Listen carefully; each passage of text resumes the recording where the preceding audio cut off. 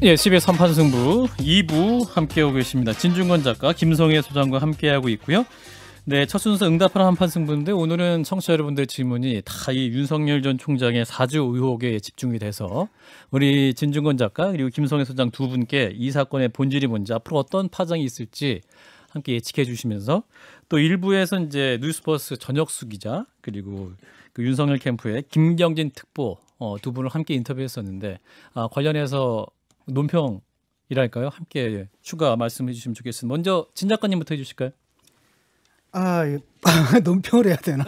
논평까지는 아니고 추가적으로 코멘트 해주시면 됩니다. 그러니까 윤석열 캠프에서 무리하게 이제 대여 공작이다, 여권의 공작이다 이렇게 얘기를 하는데 사실 근거가 좀 박약하거든요. 추미애 사단의 제 생각에는 공작이다. 만약에 공작이라고 한다면은 유인태 의원이 말한 것처럼 국민의힘 내부의 공작일 테고 아마도 이제 그 경쟁 캠프에서 흘린 얘기가 아닐까라고 추정을 하는 게 맞는 것 같고요. 예. 이 사안에 대해서 윤석열 캠프에 약간 그 대응에 좀 문제가 있다는 점은 어떤 점이냐면 일단은 그 손준성 검사와 그 다음에 김웅 의원 사이에 뭔가 오간 건 사실이거든요. 네네. 근데 그 성격이 뭔지는 잘 모르는 건 아니겠습니까? 그라고 한다면은 자기들이 그 사실을 확인할 때까지는 그 부분은 미지수로 남겨둔 상태에서 대응을 해야 되는데 네. 그 사실 확인이 안 된 상태에서 무조건 그 선을 바깥에 쳐버리고 추미애 사단의 공격이다. 그렇죠. 추미애 사단의 공격이다라고 한다면 좀 합리적으로 사실을 바라보는 예컨대 윤 총장의 호의적이면서 합리적으로 생각하는 사람들 같은 경우는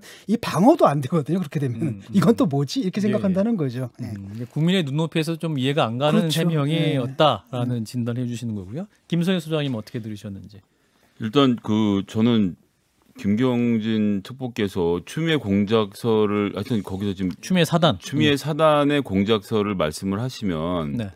뭐라도 한 줄을 말씀하실 줄 알았거든요. 뭐 이제 얘기는 나오고 있는데 하여튼 추미애 후보가 뭔가 했을 것이다. 법무부 장관 때 했을 것이다. 그러는데 지금 거의 염동력 수준으로 하는 게 아니면 누구를 어떻게 했다는 얘기인지 설명을 안 하시고 무조건 여권에 뒤집어 씌우시는 것은 조금 설득력이 없었다는 지점을 좀 지적을 하고 싶고요. 예. 그리고 이제 텔레그램에서 전달한 걸 지금 제가 조금 전에 들으면서 깜짝 놀랐던 것은 그 텔레그램 방에 아직도 그 핸드폰에 남아 있다는 이야기고 그러면 뭐 수사가 들어가게 되면 그 내용이 포렌식으로 들어가면 전달자가 손준성 검사가 맞는지 안 맞는지는 그냥 밝혀질 수 있는 부분이 존재한다라는 이야기를 좀 들었거든요.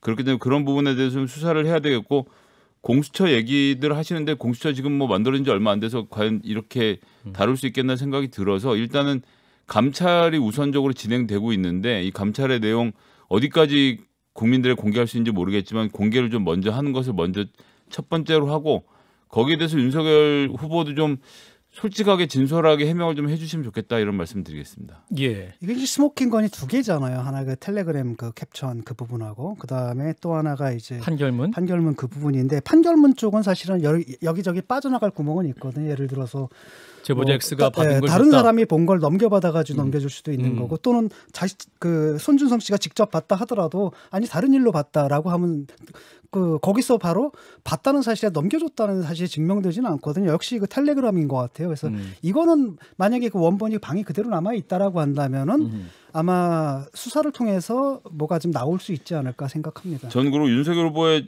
연루 의혹은 둘째치고 본인이 검찰총장으로 있던 시절에 검찰청의 차장검사 간부가 그 여권 인사들 뭐 또 그다음에 언론사들을 고발하라고 고발장 써준 것을 이 정도라고 여권 공작이도 하고 넘어갈 수 있는 일은 아닌 것 같아서 그 부분에 대해서 이 책임 있는 사과를 먼저 하시고 의혹 해명은 의혹 해명대로 가야 되는 게 순서가 아닌가라고 말씀드리겠습니다. 그러니까 윤석열 총장이 직접 연루돼 있느냐 그건 좀 별개의 문제거든요. 예를 들어가지고 뭐 드루킹 사건이 있다 하더라도 대통령이 뭐 정말 그런 걸 시켰겠어요? 저는 그 가능성 많지 않거든요. 하지만 어떻게 대통령이 모를 수 있냐? 캠프란 게 그런 곳이 아니다. 그다음 김경수가 누구냐? 대통령의 복심 아니냐? 이러면 또 할 말 없잖아요. 근데 그거는 좀 많이 나간 것 같고 일단은 그렇기 때문에 캠프에서는 제가 볼 때는 합리적으로 했어야 된다. 분명히 좀 의혹이 있다. 그럼 자기들이 봐도 해명이 안 되는 의혹이라면 그것까지 감싸고 들어갈 필요는 없고 적당히 선을 긋고 그 후에 대응을 해야 되는데 지금 이렇게 간다라는 건 그러니까 어떤 생각이 드냐면 옛날에 그 표창장 있잖아요. 표창장 사건 때 유시민 씨가 나한테 전화해서 그러더라고요. 어차피 그거 사본이야. 국가수 가져가면 감정불능이야. 안 나오니까 막을 수 있어. 근데 그 사람들이 했던 거랑 이게 지금 뭐가 다른지 모르겠어요. 또 하나 이 손중성 검사가 이제 오늘 오전에 전혀 사실 무근이다 이런 입장을 밝혔고 이제 김경진 특보 같은 경우는 김웅 의원 비겁하다 이렇게 좀 강한 발언을 했죠. 자, 김웅 의원이 추가 입장을 좀 보여야 되지 않을까요? 이제 의혹이 좀 해소되려면. 그러니까 아까 전혁수 기자도 그렇게 했거든요. 사실 우리가 들어오기 전에 그 얘기를 했잖아요. 네. 내 추측이 맞지. 네네. 뭐라고 이랬냐면 이게 어쩌면은 김웅 발일 수도 있다. 쉽게 말하면 김웅 의원이 이렇게 고발장을 써가지고 먼저 남기고 손중성 검사에게 너희들이 잘 아니까 그다음 동기잖아요. 네. 동기니까 너희들이 잘 아니까 좀 그 살을 붙여가지고 나한테 보내달라. 그다음에 자기는 이제 선거운동하느라고 바쁘니까. 이건 뇌피셜입니다, 여러분. 예. 증거 자료도 좀 이렇게 첨부해서 보내달라라고 하고 별 생각 없이 넘겼다가 나중에 딱 봤는데 거기에 갑자기 김건희까지 들어가 있어서 자기도 당황하는 상황이 아닌가라는 게 저의 뇌피셜입니다. 네, 요건 의혹적이고요. 이제 김웅 의원이 나오셔서 예. 말씀하시면 좋겠습니다. 자, 진중권 김성애 작가님, 소장. 예, 전직 검사와 현직 검찰을 너무 손쉽게 범죄자로 만드시는 거 아닙니까? 선거 기간에 뇌피셜이라니까. 그러니까 뇌피셜이긴 한데 선거 기간에 전직 검사, 현직 검사가 서로 고발장을 주고받으면서 이 언론사를 탄압할 생각을 했다는 사실만 생각해도 이 머리가 전쭈뼛 서는데 김웅 의원이 뭐 언론하고 왜곡되는 것 때문에 그런다고 하시는데 차제에 한번 나오셔서 A부터 Z까지 해명을 하실 필요는 있겠다. 근데 이 가설에 따른 많은 걸 설명해 주거든요. 왜 하필 요 라인인가. 사실은 김웅 의원도 그런 제보받기 좀 적절한 거 아니고 네. 손준성 쪽이도 그렇잖아요. 그래서 여러 가지를 좀 설명해 주는 게 저는 근데 이미 인터뷰에서 봐요. 김웅 후보가 그 얘기는 했죠. 공안 검사들에게 이 관련된 법 적용은 묻고 있었다는 이야기 했는데 뭐 저는 그것까지 문제 삼고 그러니까. 싶지 않지만 야, 고발장을 서로 써주는 게 저는 그러니까, 상상도 하기 싫습니다. 그러니까 첫 번째 인터뷰에서 그랬잖아요. 고발장은 내가 작성했다. 저는 그게 맞는 것 같아요. 약간 초안을 최강욱 먼저 의원 관련 고발장.